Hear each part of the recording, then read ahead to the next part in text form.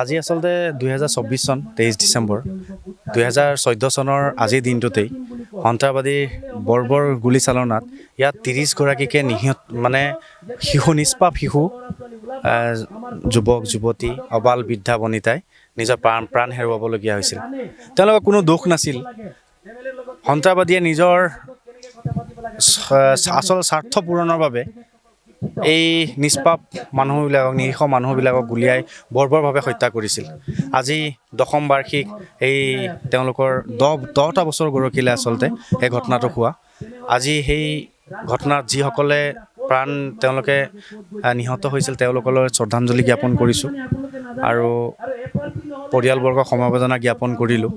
এটা কথা হয়, আজি 10টা বছৰ গৰাকাৰ পিছতো এই ফুলবাৰী আৰু সোণাজুলি অঞ্চলত আজি কিন্তু উন্নয়নৰ মুখ ইয়াৰ ৰাইজে নেদেখিলে। আজি 30 গৰাকীকে নিৰীহ ব্যক্তিক ইয়াত সন্ত্ৰাসবাদীয়ে বৰ্বৰভাৱে গুলীচালনা কৰিলে। তাৰ পিছৰ পৰা আজিলৈকে 10টা বছৰ উকলিল যোৱাৰ পিছতো ইয়াৰ ৰাইজে এই পৰিয়ালবৰ্গ যি 30 গৰাকীকে নিৰীহ ব্যক্তি আছিল তেওঁলোকৰ 30 গৰাকী নিৰীহ ব্যক্তিৰ পৰিয়ালক চৰকাৰে এককালীন সাহায্য দিয়ে সমাপ্ত কৰি দিলে। তাৰপিছত তেওঁলোকৰ আহৰি নহ'ল যে এই গোটেই পৰিয়ালবৰ্গ তেওঁলোকৰ সংস্থাপনৰ কথা, এই ৰাইজৰ সা সুবিধাৰ কথা তেওঁলোক কেনেবাকৈ আছে কাৰো দেখোন জনপ্ৰতিনিধিয়ে হওক বা অন্যান্য বিভাগীয় কৰ্তৃপক্ষৰে হওক কাৰো দেখোন আহৰিয়ে নহ'ল। কোনো দেখোন ইয়াত একো কামেই নকৰা বুলিয়ে ক'ম। অকল এই আজিও ৰাস্তা দেখক আপোনালোকে, ৰাস্তা চাওক। ইয়াৰ পৰা 3 কোটিৰ পৰা ইয়ালৈকে সোমাই যোৱা ৰাস্তা একেবাৰে বেয়া ৰাস্তা। 1 ঘণ্টা প্ৰায় 1.5 ঘণ্টা সময় লাগে। বাৰিষা সময়ত ইয়াত যাব নোৱাৰিব। প্ৰথম ৰাস্তা ঘাটৰ কথা ক'লোঁ। দ্বিতীয়তে স্বাস্থ্যকেন্দ্ৰ নাই। স্বাস্থ্যকেন্দ্ৰ ইয়াত যদি কাৰোবাৰ জ্বৰ হয় বা সাধাৰণ বেমাৰ এটা হয় ইয়াৰ পৰা 3 কোটি বা ইয়াত বিশ্বনাথ চাৰিআলিলৈ যোৱালৈকে কি গতি হ'ব এইটো ইয়াত থকা বা ইয়াত আহিলে যিসকল আহিব তেওঁলোকে গম পাব। ইয়াত উন্নয়নৰ মুখ দেখাই নাই এতিয়া। আৰু আটাইতকৈ ডাঙৰ কথা এই ইয়াৰ আদিবাসী চাওতালী আৰু গোৰ্খা যি জনগোষ্ঠীয় মানুহ আছে সেইবিলাক জনগোষ্ঠীৰ মানুহৰ ৰাইজৰ ল'ৰা ছোৱালীসমূহে শিক্ষাৰ ক্ষেত্ৰত তেওঁলোকে শিক্ষা ক'ত গ্ৰহণ কৰিব? ইয়াৰ পৰা 3 কোটি বা বিশ্বনাথ চাৰিআলিলৈকে যোৱালৈকে তেওঁলোকৰ কি অৱস্থা হ'ব আপোনালোকে চিন্তা কৰিব নোৱাৰে।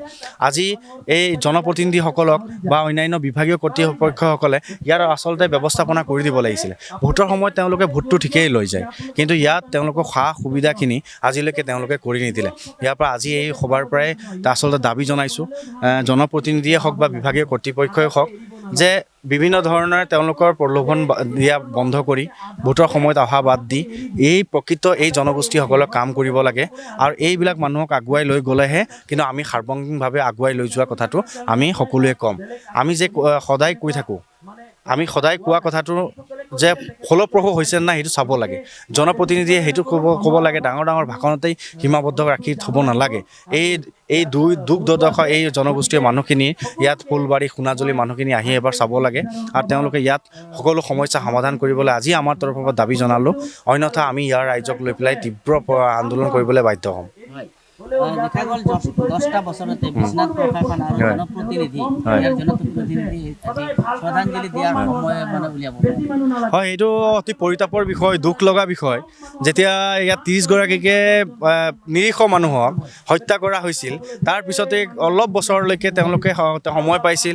তেওঁলোকে ইয়াত আহি পেলাই তেওঁলোকে আহি আছিল, কিন্তু এতিয়া দেখিছে যে ইয়াত অহাৰতো কোনো তেওঁলোকৰ কথাই নাই। 30 গৰাকীকে মানুহ জীৱনটো তেওঁলোকে সৰু বুলি ভাবি ল'লেনে?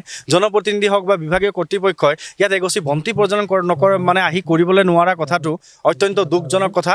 আৰু আমি এই কথাটোক লৈ পেলাই কিন্তু আজি খুব দুখিত, ইয়াৰ ৰাইজো দুখিত যে আজি অলপ সময় তেওঁলোকে বন্তি প্ৰজ্বলন এগছি বন্তি জ্বলালেও ইয়াৰ কিন্তু আত্মীয় যি তেওঁলোকৰ পৰিয়ালবৰ্গ আছে অন্ততঃ মনত অলপ ভাল পালে হয়, কিন্তু আহৰি নোপোৱা ঘটনাটো কিন্তু অতি দুখৰ কথা আৰু অতি পৰিতাপৰ কথা।